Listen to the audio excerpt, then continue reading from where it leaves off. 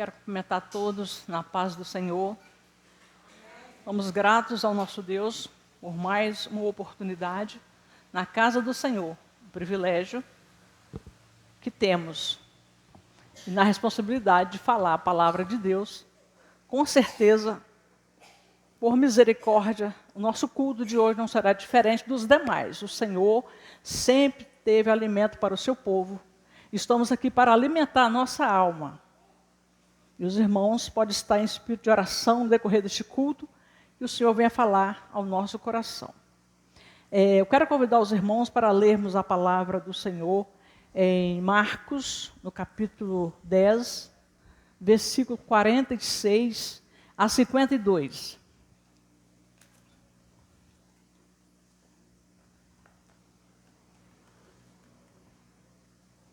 Temos aqui um título, o cego Bartimeu curado. Uma palavra bastante conhecida, onde os irmãos já bem conhecem, mas com certeza o Senhor falará de uma forma que vai nos abençoar nesta noite. Podemos ler? E vieram para Jericó, e saindo ele de Jericó com seus discípulos e uma grande multidão, Bartimeu, cego, filho de Timeu, estava sentado junto do caminho, mendigando.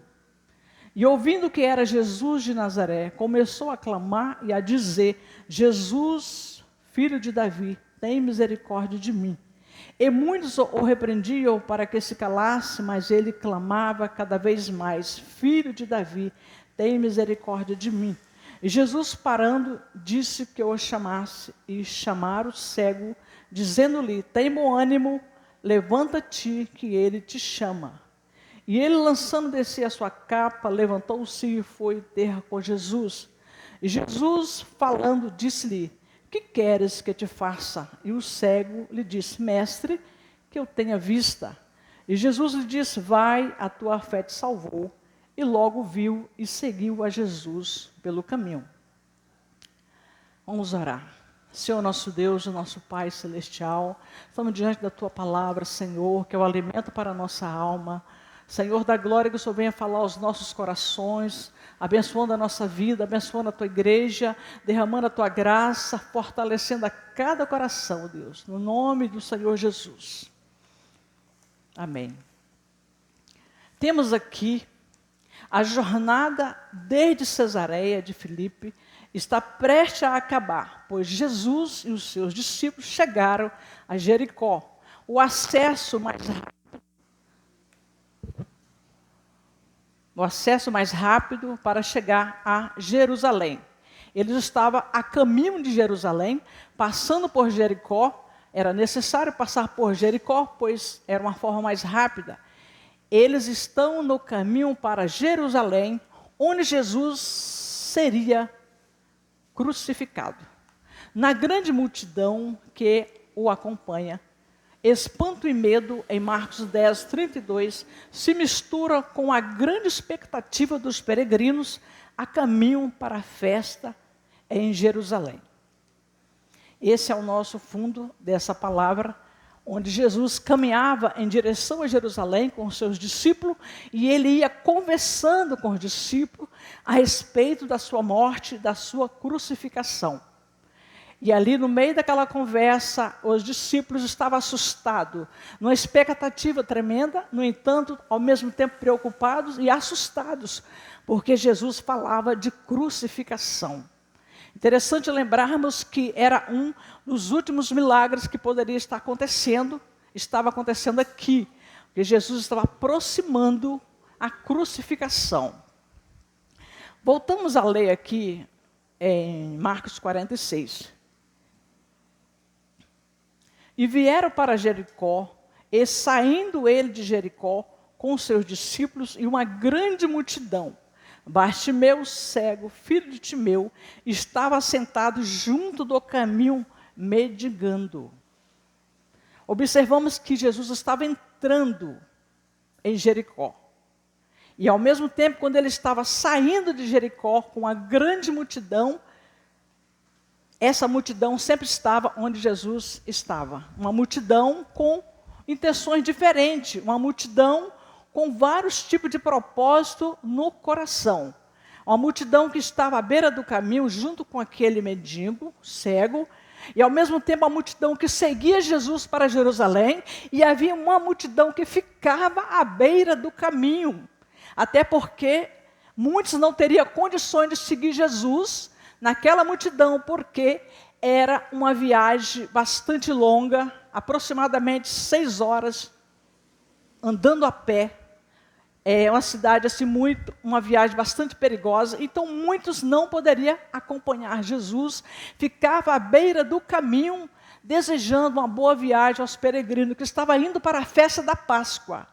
No meio dessa multidão, tinha pessoas que estavam ali porque amavam Jesus, porque ele era carismático, abençoador, alegrava os corações, resolvia o problema da multidão, curava, multiplicava o alimento. Muitos estavam ali por essa causa, mas tinha também uma multidão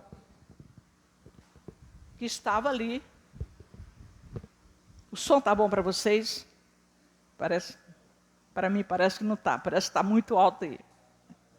Então essa multidão tinha muitos ali que estavam ali de maneira oportunista, observando Jesus, muitos interessados em algo que poderia acontecer de bem-aventurança na sua vida, numa forma material, ou poderia multiplicar o alimento, outros gostariam de pegar Jesus. Então, essa era a multidão que seguia Jesus. Essa multidão sempre esteve ao lado de Jesus. Bartimeu, sentado, mendigando, junto do caminho. Bartimeu, no aramaico, Bar significa filho, Timeu, pai. Ele era, além de ele ser cego, ele era mendigo, ele não tinha nome, ele era conhecido como filho de Timeu. Certamente poderia falar assim, esse é o filho do João, é o filho do seu Pedro, era assim que era tratado esse cego, era o filho de Timeu, Bartimeu, filho de Timeu, sentado, mendigando junto do caminho. Por que ele estava junto do caminho? Porque ele não poderia entrar na cidade. Ele estava junto do caminho justamente porque ele não era uma pessoa normal. Ele era uma pessoa desqualificada, marginalizada, deixada à beira do caminho. Ele não tinha condições de fazer nada que as demais pessoas faziam, ser uma pessoa normal, uma pessoa bem vista, uma pessoa que poderia ir junto com Jesus. Ele não podia ir. Ele não podia nem entrar na cidade. Por que que não podia? Porque aquela enfermidade de cegueira tinha um significado de ser uma maldição. Era como se ele estivesse recebendo o fruto dos seus pecados. Essa sentença era pesada sobre a cegueira, que em outras partes vamos ver Jesus determinando uma maldição sobre a cegueira. Os fariseus eram cegos, eles não poderiam guiar outra pessoa. Então a sentença era pesada sobre a cegueira. Quem não consegue ver Jesus, quem está perto do caminho está cego. Quem está junto do caminho e não está no caminho, com certeza está mendigando, está pedindo esmola, está pedindo alguma coisa para preencher o seu vazio. Essa era a nossa história. Isso aqui tipifica nós mesmos.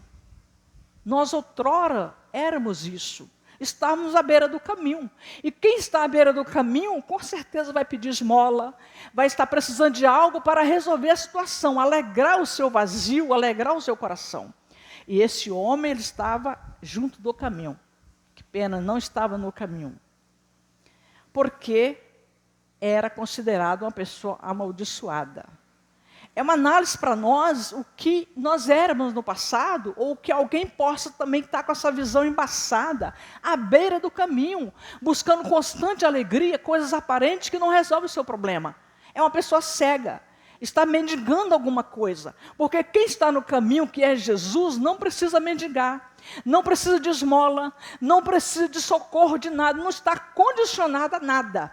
Ele é preenchido, a sua vida está resolvida, porque está no caminho, que é Jesus. E esse cego estava junto do caminho. Podemos ver o versículo 47, e ouvindo que era Jesus de Nazaré, começou a clamar e a dizer: Jesus, filho de Davi, tem misericórdia de mim.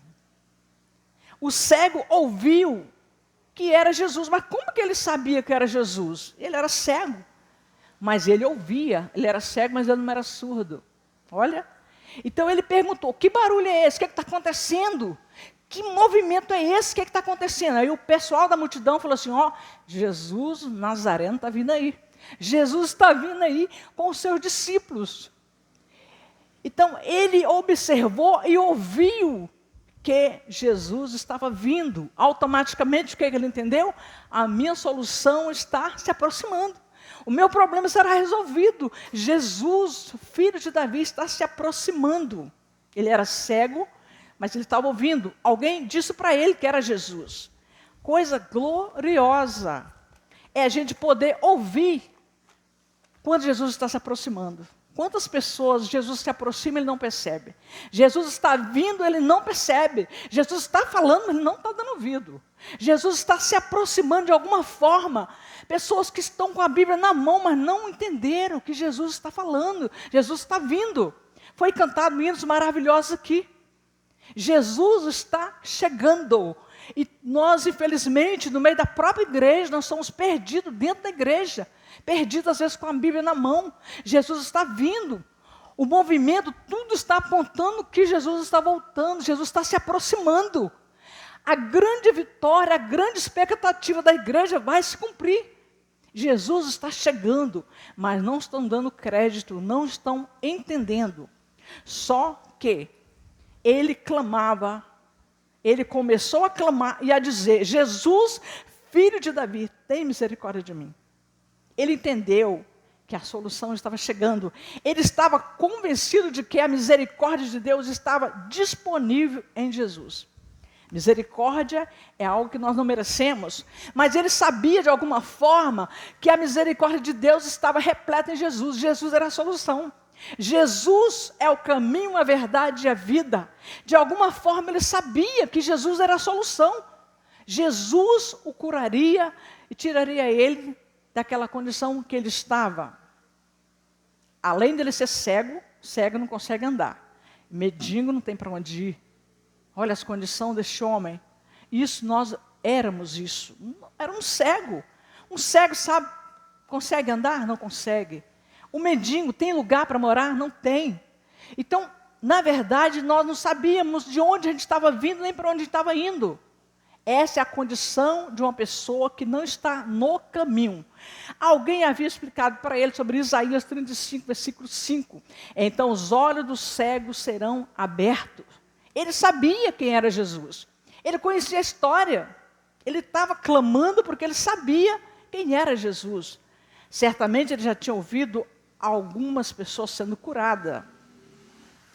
O clamor deste homem define 3 coisas. O reconhecimento da necessidade de conhecer Jesus.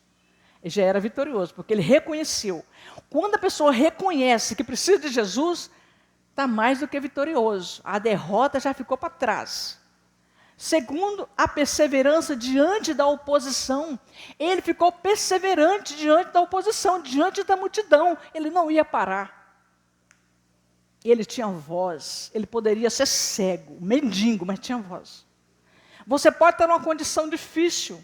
Não consegue ver, não consegue entender, está mendigando alguma coisa para preencher o vazio de alguma forma, que o que você tem ainda não é o suficiente, Jesus ainda não é o suficiente, talvez na vida de alguém, mas você tem voz para clamar nesta noite. Vamos clamar. Jesus, filho de Davi, tem misericórdia de mim. Vamos pedir ao Senhor para nos pesar numa balança que não é balança enganosa. A balança de Jesus não é enganosa. Pesa a nossa fé, pesa a nossa vida, analisa a nossa situação, para que nós possamos seguir o Senhor pelo caminho.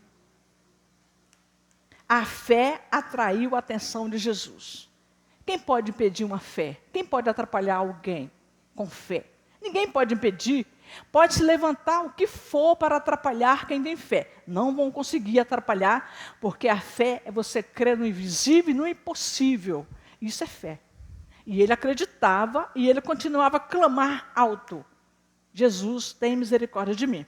Ciente de nada ter para merecer a atenção de Jesus, ele grita mais alto ainda. Jesus, filho de Davi, tem misericórdia de mim.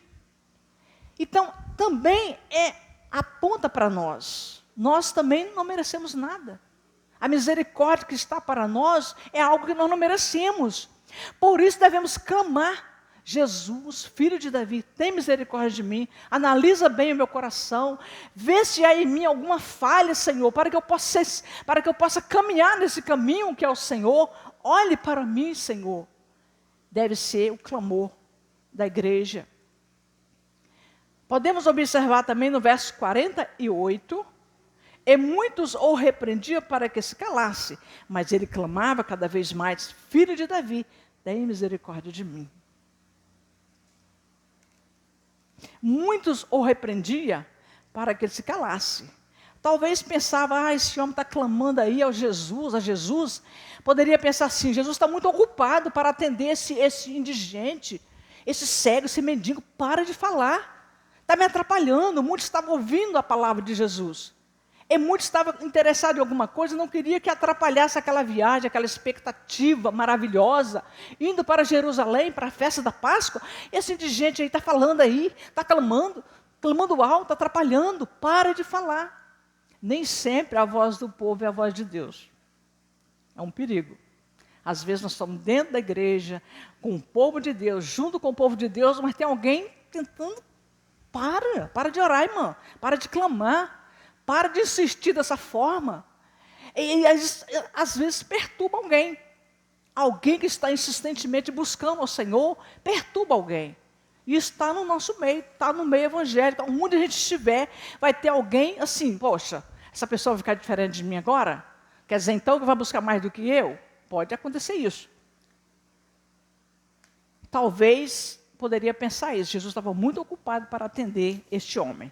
Alguns teólogos afirmam que, ao clamar filho de Davi, ele irritou, ele afrontou os doutores, escribas e fariseus da época.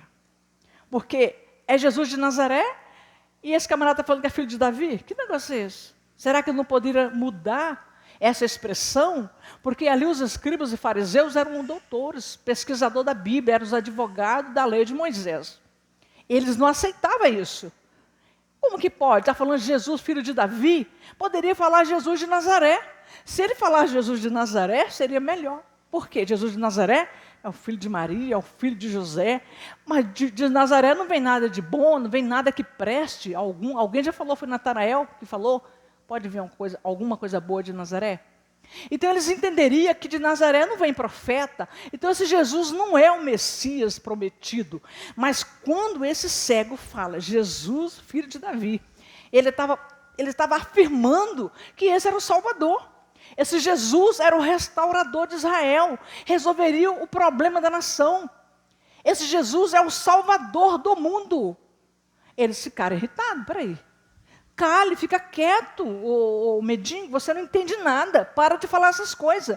Era irritante para eles ouvir isto, porque é uma afronta. Mas é maravilhoso. Ninguém tiraria a oportunidade desse cego sair do seu mundo tenebroso. Ninguém conseguiria. Ninguém ia atrapalhar esse homem receber a bênção pela qual ele tanto precisava. Ninguém poderia impedir este homem, porque pela fé ele lutou. Você, vitorioso. Pessoas sedentas e desesperadas não deixarão que a multidão de impedimento, de obstáculos, os impeça de chegar até Jesus. Uma pessoa desesperada, uma pessoa sedenta, não vai impedir ninguém. Pode se levantar o inferno para impedir, não vai impedir. Não vai atrapalhar a igreja. As portas do inferno não prevalecerão contra a igreja, os lavados e remidos no sangue do Cordeiro. Ele prosseguiu clamando com a alma sedenta. Devemos tocar pela fé. Você deve tocar pela fé. Devemos tocar em Jesus com a alma, com o coração, com as lágrimas, com a necessidade que temos. Podemos ser como aquela mulher do fluxo de sangue, lá de Marcos 5, 25. 12 anos de sofrimento. Mas aquela mulher também era considerada uma mulher impura, amaldiçoada. Tudo que ela tocasse ficava impuro. O que ela fez no meio da multidão? Eu vou arrastar. Eu vou me curvar, porque ninguém vai me dar crédito, ninguém vai me dar atenção mesmo. Se eu tocar no mestre, eu vou contaminar o mestre, então eu vou arrastando e vou tocar na orla do vestido de Jesus. Agora, o que é tocar na orla do vestido de uma pessoa? Pode acontecer alguma coisa? Claro que não, não vai acontecer nada. Mas se você tocar pela fé, vai acontecer. E aquela mulher, ela foi sedenta tocar na orla do vestido de Jesus. O que aconteceu? Foi curada. Então vamos tocar pela fé, vamos tocar com a alma, com o coração, com as lágrimas. Vamos tocar com sinceridade, com profundidade, com seriedade, porque Jesus quer ver isso em nós. Ele precisa olhar para o seu coração e perceber a seriedade, perceber o desejo, a intenção. Isso é o mais importante. Jesus para atender um clamor verdadeiro e sincero. Está no verso 49. Jesus parando, disse que eu chamasse e chamaram o cego, dizendo-lhe, tem bom ânimo, levanta-te, que ele te chama. Jesus para atender um clamor sincero. Não existe nada que vai impedir Jesus parar para ouvir o seu clamor. Ele não faz acepção de pessoas, não existe oração melhor do que a outra, não existe pessoas qualificadas para Jesus prestar atenção, não.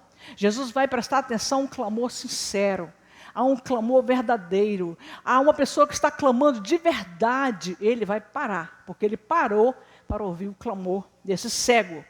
E ele mostra que não está distante e que ele age para curar, para restaurar, para trazer esperança, mesmo em meio à multidão e ao sofrimento. Ele para. Pode estar acontecendo a tribulação que for, a multidão, os obstáculos que for, ele vai parar para te ouvir. Não importa a circunstância, importa que você clame a ele de verdade. Ele está pronto para atender o clamor sincero. Ele não ignora o seu clamor. Ele não ignora o nosso clamor de forma alguma. Ele quer que nós clamemos a ele. Tenha bom ânimo. Alguém diz para ele, tenha bom ânimo. Levanta, tenha bom ânimo. Levanta-te, que ele te chama. Tenha bom ânimo. Levanta-te. Toma uma decisão na sua vida. Isso aqui está nos ensinando que devemos ter ânimo e levantar, que ele está nos chamando para uma vida mais íntima com ele, ou está te chamando nesta noite. Tenha bom ânimo, levanta-te, toma uma decisão. Ele falou para aquele cego, ele está te chamando. Então, ter ânimo, em Josué 1, versículo 9, esforça-te, tenha bom ânimo, não temas, nem te espante, porque o Senhor teu Deus é contigo por onde quer que andares.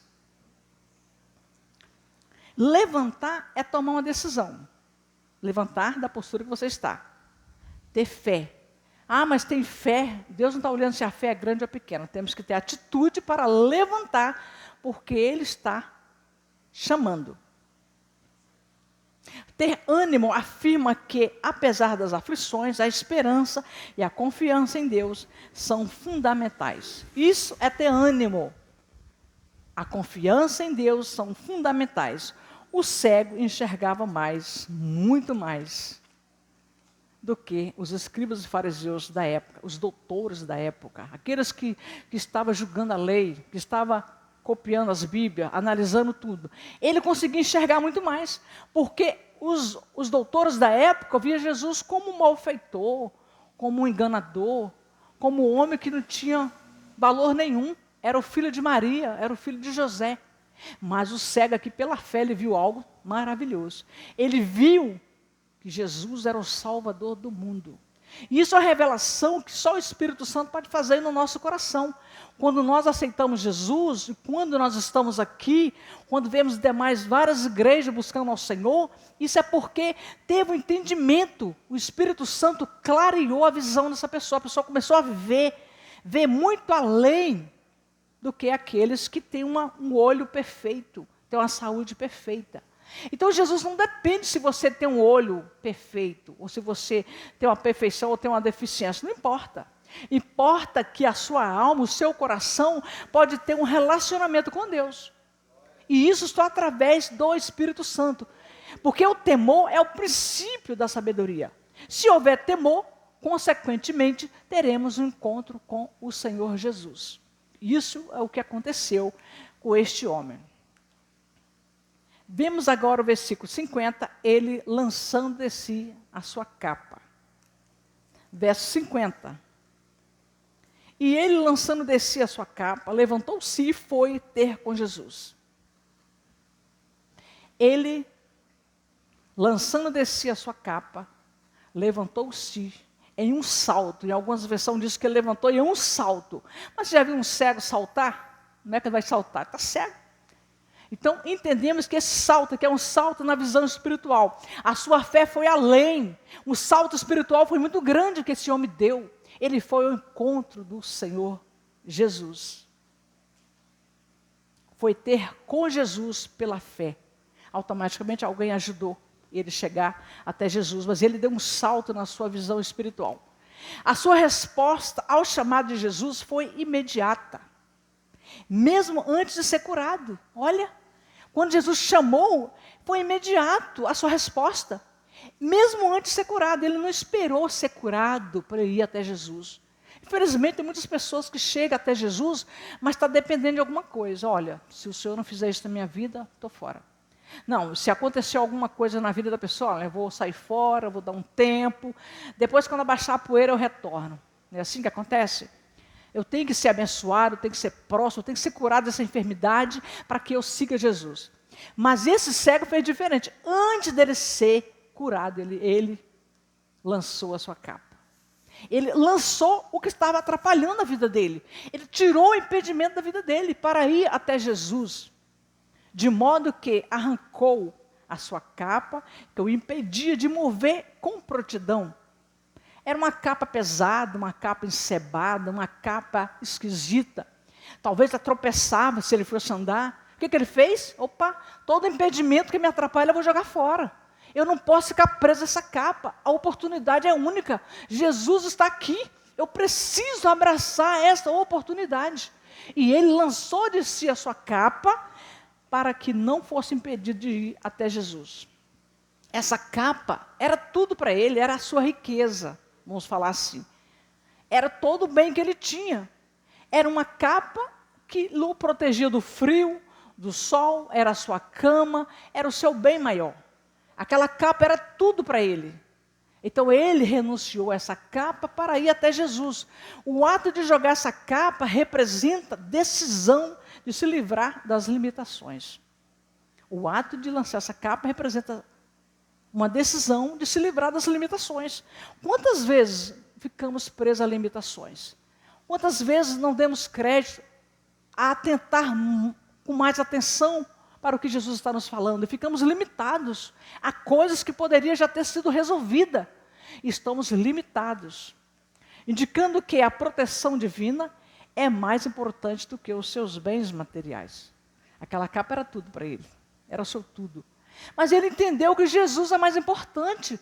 Jesus, a proteção divina, não se compara com aquela capa. A proteção de Deus é muito maior. Não interessa se eu vou estar dormindo no chão, importa que Jesus está na minha vida. Eu vou renunciar esse meu bem. É o que nós temos que fazer, temos que renunciar a muita coisa. Às vezes estamos sendo impedidos, presos a bens materiais, a coisas que vão passar. Vamos estudar, vamos trabalhar, vamos batalhar sim, mas não devemos ficar presos nessas coisas, porque tudo vai passar, tudo vai ficar por aqui. Devemos valorizar Jesus, que é mais importante. E ele largou todos os seus bens, que era aquela capa, largou de lado para ter a proteção divina, para ter a proteção de Deus na sua vida. A oportunidade que se apresenta uma só vez. Era a última oportunidade que estava tendo. Jesus estava saindo de Jericó. Se formos ler os textos anteriores, vamos ver que era o último milagre que ia acontecer. Era uma das últimas curas que Jesus ia fazer. Jesus estava indo para Jerusalém para ser crucificado. Jesus estava falando de morte. Os discípulos estavam apavorados. Jesus só falava sobre isso. Eu estou indo para ser crucificado, mas eu vou ressuscitar ao terceiro dia. Ele estava explicando para os 12 discípulos. E eles estavam apavorados com isso. Então, quando ele estava saindo de Jericó, esse cego está ali. E ele abraça essa oportunidade. Quando ouvires a minha voz, não endureçais o vosso coração. Hebreus 3:7. Quando ouvires a minha voz, não endureçais o vosso coração. Porque a oportunidade, ela vem e passa. Quantas vezes pessoas que brincou com a palavra de Deus, deu crédito a outras coisas, e perderam a oportunidade. Já morreram. Jovens que vão para o mundo, vão participar das baladas, vão dizer assim, eu estou curtindo a vida. E muitos morrem. A maioria dos jovens que estão envolvidos aí, como vimos no Rio de Janeiro, ali no tráfico, são jovens filhos de crente. E quantas mães desesperadas com os filhos crivados de balas. Rapazes que cresceram na igreja, que foram ensinados na igreja, mas estavam lá no tráfico e morreram. A oportunidade é única. Esse pode ser o último culto que você está participando. Infelizmente, muitos são tardios em ouvir o chamado de Jesus. Infelizmente. Diz, espere até que eu termine o que eu estou fazendo. Muitos estão querendo casar, se formar, fazer tudo o que está fazendo primeiro. Não, eu tenho que ficar mais velho um pouco, eu estou muito jovem, eu preciso curtir. A minha vida eu tenho que curtir. Não existe curtir. A vida que vai curtir muitas pessoas, né? Mas a pessoa não consegue curtir. A verdadeira curtição está aqui na presença de Deus. É andar com Jesus constantemente. Isso é a verdadeira vida. E essa vida é Jesus. Jesus falando, disse-lhe, que queres que eu te faça? E o cego disse, mestre, que eu tenha vista. Verso 51. Jesus falou para ele, o que queres que eu te faça? Qual é o desejo do seu coração? O que eu posso fazer para você, para resolver? E ele falou, mestre, que eu veja. O cego podia ter pedido uma esmola, pedido uma casa de repouso, pedido uma casa, uma família, ou um bom dinheiro. Ele não pediu. Não, chega de pedir esmola. É a mesma coisa daquele lá da Porta Formosa, onde Pedro e João passaram ali de Pentecoste, que estava pedindo uma esmola, ele falou, não tenho ouro, não tenho prata, mas o que eu tenho, isso eu te dou. Em nome de Jesus, levanta e anda. Então, o homem, quando ele levanta e anda, ele não fica dependendo de esmola. Aqui, ele não pediu esmola para Jesus. Ele falou, eu quero ver. Eu preciso voltar a ver. Em outras versões, vamos ver que ele via e ficou cego. Eu preciso voltar a ver. Diante de Jesus, temos que ter esse desejo. Se tem alguém que não está vendo, está com a visão embaçada espiritualmente, deve preocupar com isso. Senhor, que eu preciso ver. Eu preciso sair desse mundo que eu estou. Dessa escuridão, dessa visão embaçada. Eu preciso ver. Eu preciso ver o teu caminho, a tua glória. Eu preciso ser útil, como os irmãos cantaram aqui. Eu preciso ser útil, eu preciso brilhar no teu reino. Eu preciso fazer algo. Porque nós vamos responder por essa palavra, porque a responsabilidade está sobre nós.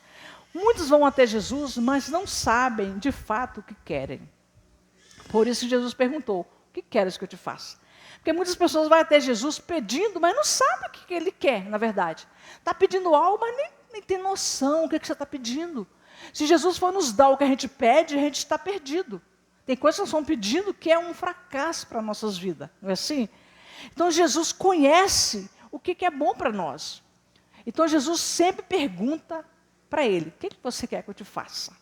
Por isso Jesus perguntou para João e Tiago. Naquela conversa que Jesus estava tendo, Jesus estava conversando com os discípulos, falando que ele ia morrer. O que João e Tiago, filho de Zebedeu, falaram? Senhor, já que o Senhor vai morrer, é o seguinte, lá no seu reino, permita que eu sente de um lado e o meu irmão sente do outro. Olha, que egoísmo. Eles, ao invés de preocupar com Jesus, estava falando que ia morrer, eles queriam sentar do lado de Jesus. Tem pessoas assim também na igreja, que não estão preocupados com Jesus, estão preocupados com a sua postura, com a sua condição. Então, esse cego, ele preocupou de verdade com a misericórdia do Senhor sobre a sua vida. Será que Jesus não sabia o que Bartimeu queria? Jesus gostaria de saber qual era a intenção do seu coração, que ele fosse estimulado a entender o que era mais importante para ele. Por isso Jesus perguntou. E quando Jesus curou, muitas vezes ele falou, olha, a tua fé te salvou. Por quê? O desejo da pessoa tem que ser tal a ponto de curar a sua alma. Porque se você está pedindo uma cura física, a sua fé tem que ser tal a ponto de curar o seu problema que você nem imagina. Jesus está interessado nisso, em curar a sua alma. Ele falou, olha, a tua fé te curou. Já falou isso em muitas curas que ele fez. Então ele queria que o cego refletisse. O que era mais importante para ele? O que é mais importante para você? É o que você está pedindo? Mas o que você está pedindo vai me glorificar? O que você quer é para a glória de Deus? Será? que Deus será glorificado nisto? Essa é a reflexão que Jesus queria e que ele sempre fez na vida das pessoas. Muitas vezes a nossa admiração por Jesus é pouco específica. Nós somos vagos naquilo, na admiração que nós temos por Jesus.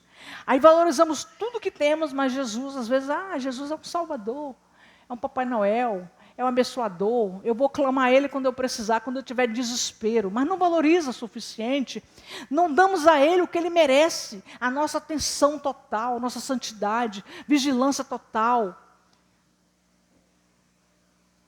Pouco específico o que nós pedimos a Jesus. Será que quando vamos ao médico ou ao dentista, será que nós temos dúvida que nós vamos pedir? Aí eu vou no dentista, eu estou com um problema para resolver em um dente, mas chega lá, eu vou mexer num dente que não tem nada. Será? Aí eu vou no médico ver a minha enfermidade, mas quando eu chego lá, eu até esqueci o que eu tinha, vou falar outra coisa. Não, de jeito nenhum.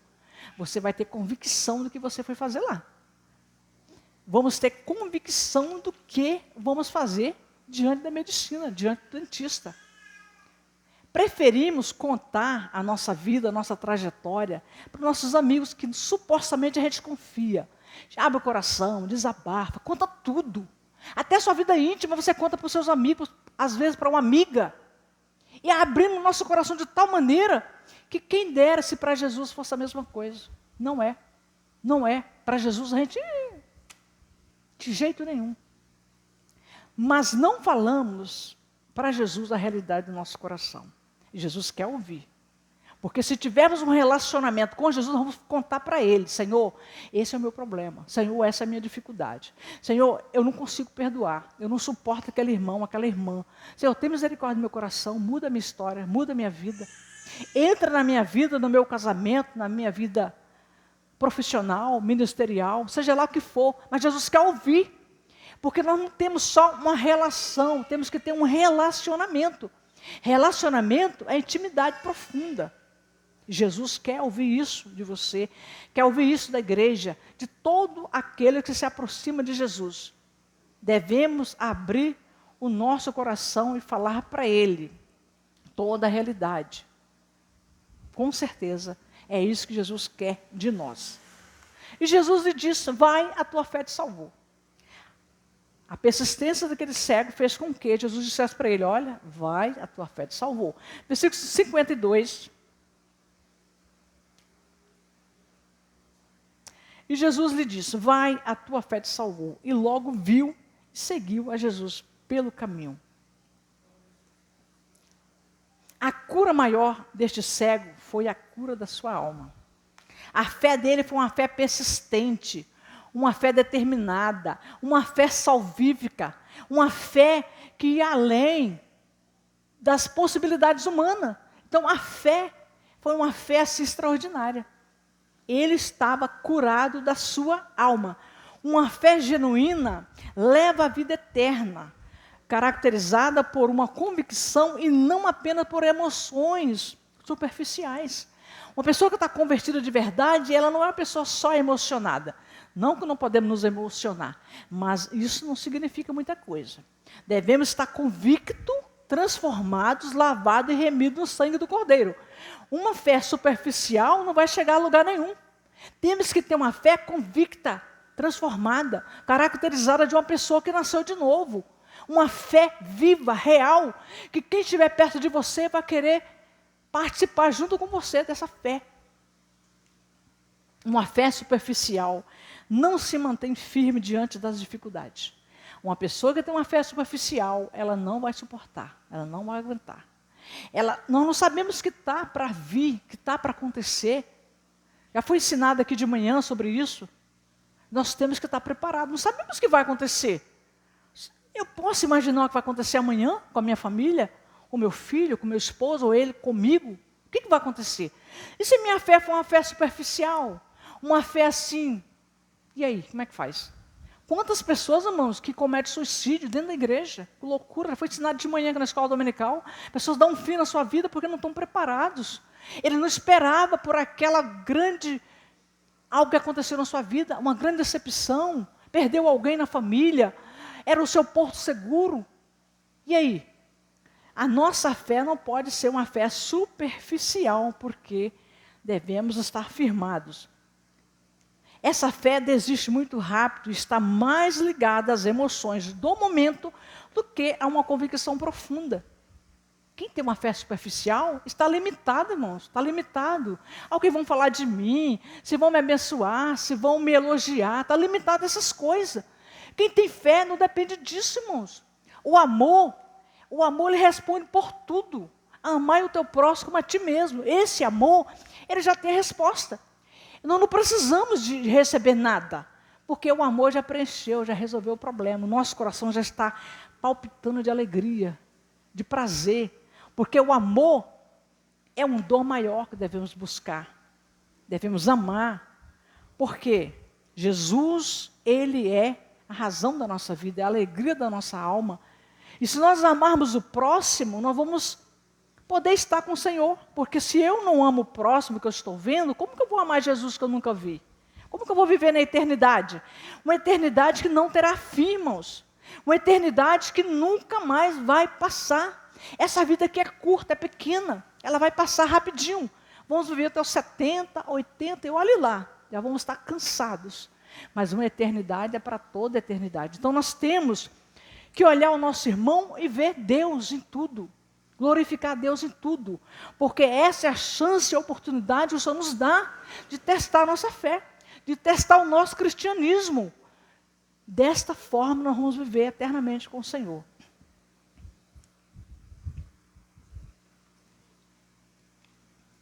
Com uma convicção profunda. Jesus olha a intenção do coração de quem está pedindo uma bênção, pedindo uma cura.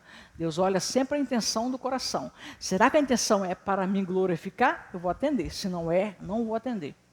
A cura de Bartimeu não foi apenas um milagre físico, mas uma transformação completa e genuína.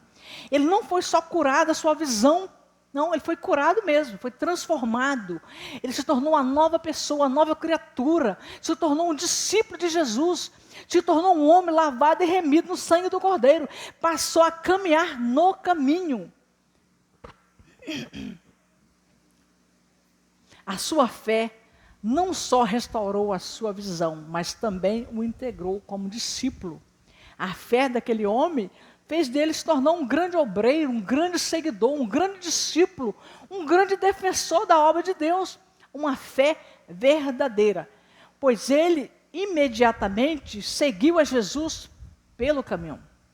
Seguiu a Jesus pelo caminho.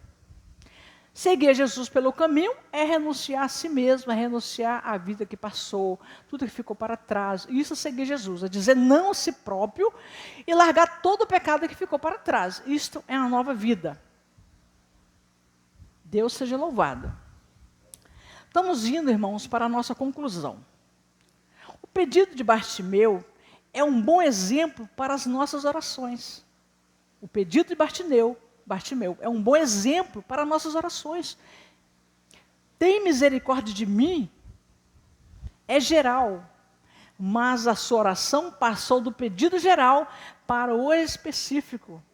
Aquilo que estava só no entendimento dele, agora ficou uma coisa específica, agora é real. O que ele estava pedindo veio na sua mão, ele recebeu o que ele tanto precisava, ele queria ver. Jesus, filho de Davi, tem misericórdia de mim. Se nós fizermos a oração desse tipo, com certeza seremos ouvidos. Eu quero ver. Ele conseguiu a bênção que ele tanto queria. Ter certeza de que essas são as melhores orações em todos os aspectos, se forem sinceras e verdadeiras, que vão direto ao ponto. Essa é a oração que Jesus quer ouvir uma oração diretamente do seu coração. São sinceras e verdadeiras, e vão direto ao ponto. Jesus quer isso. Não podemos ter dúvida concernente o que você quer. Até agora você não recebeu porque você não pediu. Pedi e recebeis, para que a sua alegria seja completa. Mas será que nós estamos pedindo de uma forma que glorifica Jesus? Se você pedir de uma forma que glorifica Jesus, com certeza será ouvido.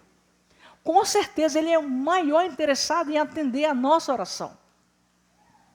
A sua fé o curou, porque era um tipo de fé específica.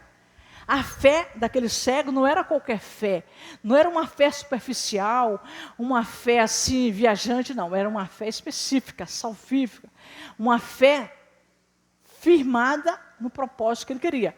Foi aquela fé que fez com que ele chegasse até Jesus e clamasse. A sua fé o levou a clamar Jesus. Quem é que pode levar você a clamar Jesus? Só a fé.